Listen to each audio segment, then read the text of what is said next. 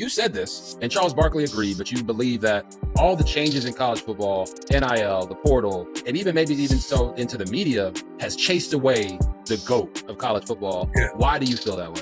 Mainly because I know him, and I know his heart, Right. and I know he loves this game. But when you're sitting there watching how this thing plays out, and you're watching the obstacles you got to go through, and you're seeing, Right. you're dealing with parents that are parents / agents, homie / the bag man. You're dealing with so much craziness, and I get it. So I know he's getting at a whole nother level because I get it when I'm meeting with parents and these young men, old school guys that were built their lives on hard work, dedication, and trying to treat people right. They don't see that formula working, but it still does, but they don't have the time. I mean, Coach has done some tremendous things in our game. Coach is financially secure times 20. It's like, man, I don't need this. I ain't got time to be a darn lineman on the open market right now is at least half of me. I don't need it. Right. I know he don't I want you to play because I want you to get compensated, but play first because you love it. Not the first thing to come out your mouth is the bag. And he's just different. He's built different. I'm built different. But I have young kids pretty much.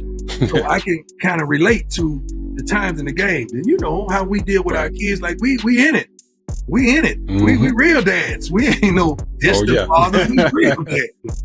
We in the trenches with them. Yeah, I know when you're affected. I know when somebody's bothering you. So we're those type of parents. But man, I hope we do something with Affleck again because I like to glean from him every year. I like to call him and ask his advice on certain things. It's one thing that he told me that I should have done that I didn't do, and it cost me. Okay, what was that? Can't tell you what it is. That got to give you the suspicion of it.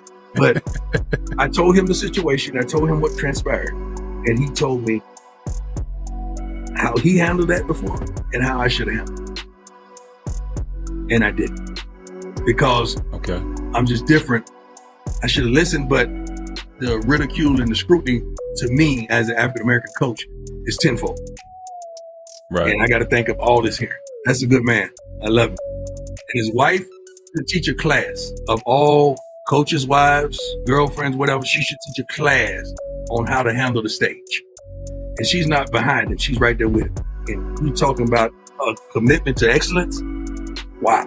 What would you say your relationship with Coach Saban is? You kind of described it a little bit there, and then what's no one gets to see the fun side of Coach. Like, even when I'm in a production meeting with him, I got a chance to call his game this year against South Florida, and he's an intense guy.